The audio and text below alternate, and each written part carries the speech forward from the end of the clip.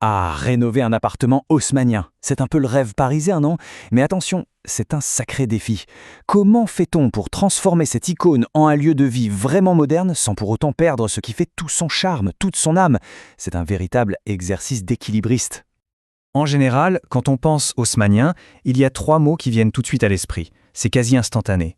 Moulure, parquet, cheminée. Voilà, c'est ça, la fameuse trilogie. C'est la signature de ces appartements, leur ADN, et c'est souvent de là que tout part. Alors justement, cet héritage prestigieux, il faut bien comprendre qu'il a 2 facettes. D'un côté, il y a le charme, qui est indéniable, et de l'autre, des défis bien réels qui sont imposés par l'architecture de l'époque. D'un côté, on a ce qui nous fait tous craquer. Ces hauteurs sous plafond incroyables, les volumes généreux, les pièces en enfilade qui donnent une impression d'espace folle, c'est magnifique. Mais de l'autre côté, soyons honnêtes, l'ergonomie, elle date un peu. La cuisine, reléguée tout au fond, la salle de bain, souvent mal placée, et ces longs couloirs sans fin, souvent sombres. Bref, nos modes de vie ont complètement changé, et l'appartement, lui, doit s'adapter. Du coup, la première grande étape, le vrai game changer, c'est de repenser entièrement les espaces. C'est vraiment là que tout se joue, pour transformer un bel appartement ancien en un lieu de vie qui soit juste parfait pour aujourd'hui. Alors, comment on fait? Concrètement, il y a 3 grandes interventions qui sont devenues de vrais classiques. Premièrement, on décloisonne. On ouvre le séjour pour créer une grande pièce de vie baignée de lumière. Deuxièmement, on rapproche la cuisine. Fini le temps, on l'a cachée au fond d'un couloir. Et troisièmement, ça c'est crucial, on sépare bien l'espace jour pour recevoir de l'espace nuit pour l'intimité. Et puis, au-delà de cette réorganisation, il y a les besoins actuels, des choses qui nous paraissent maintenant essentielles. Par exemple, une deuxième salle d'eau. Quand on a une famille, ce n'est plus un luxe. Une vraie buanderie aussi, même toute petite, ça change la vie. Et bien sûr, des dressings, des vrais rangements sur mesure, parce que c'est souvent le point noir de ces appartements. Ok, on a repensé les volumes, on a intégré les fonctions modernes, mais maintenant, le plus délicat arrive. Comment préserver l'âme du lieu? Comment on fait pour ne pas tout dénaturer? C'est tout l'enjeu. Et là, on arrive à la grande question. Le fameux parquet. Ce parquet d'époque, en point d'Hongrie ou à bâton rompu, il a vécu, il est abîmé, alors on fait quoi? On le sauve ou on le change? En fait, il y a plusieurs cas de figure. Si l'usure est juste en surface, un bon ponçage et une nouvelle vitrification peuvent faire des miracles. Si seulement quelques lames sont touchées, un bon artisan peut les remplacer et ça ne se verra même pas. Par contre, si les dégâts sont vraiment trop importants, il faut parfois se rendre à l'évidence, il faut tout changer. C'est un gros chantier, c'est sûr, mais c'est l'occasion d'améliorer radicalement l'isolation acoustique et thermique. Autre élément emblématique, la cheminée. Qu'est-ce qu'on en fait? Bien sûr, on peut la garder pour le décor, même si on sait qu'à Paris, faire un feu de bois, c'est devenu très compliqué.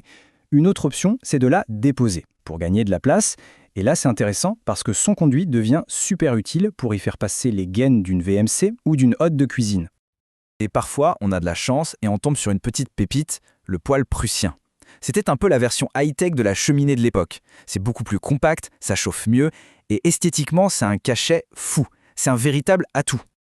Bon, on a parlé de ce qui se voit. Maintenant, il faut aborder ce qui ne se voit pas, mais qui est absolument crucial pour le confort, toute la partie technique, la plomberie, l'isolation, la ventilation.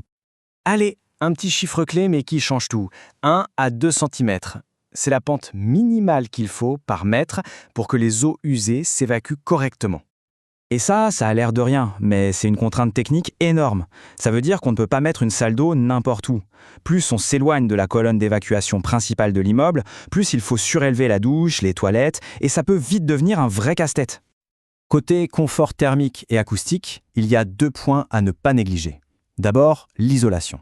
Dans un immeuble haussmannien, ça se fait toujours par l'intérieur, évidemment, pour ne pas toucher à la façade, et puis les fenêtres. Il faut absolument les changer pour du double vitrage performant, mais en respectant à la lettre le dessin d'origine. C'est primordial pour l'harmonie de la façade.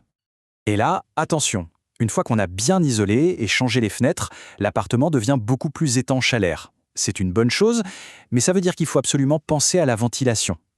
La solution la plus efficace aujourd'hui, c'est la VMC double flux. Ça permet de renouveler l'air sans perdre la chaleur. On y est presque. La structure est bonne, la technique est à jour. Il ne reste plus que la touche finale, mais c'est peut-être la plus importante, les finitions. C'est là qu'on va créer cette fameuse harmonie entre l'ancien et le moderne. Pour réussir ce mariage, on peut jouer avec des matériaux qui ont une âme. Pensez par exemple aux carreaux de ciment qui font un retour en force, ou encore aux radiateurs en fonte qu'on trouve maintenant en réédition. On peut aussi oser un papier peint très graphique sur un seul mur pour créer un contraste saisissant avec les moulures. C'est ce dialogue qui crée toute la magie. Finalement, on voit bien que rénover un haussmannien, C'est beaucoup plus que de simples travaux. C'est une réinterprétation. C'est un dialogue permanent avec le passé pour imaginer l'habitat de demain. La question, ce n'est pas seulement comment préserver l'histoire, mais plutôt comment la faire revivre aujourd'hui. Et c'est ça qui est passionnant.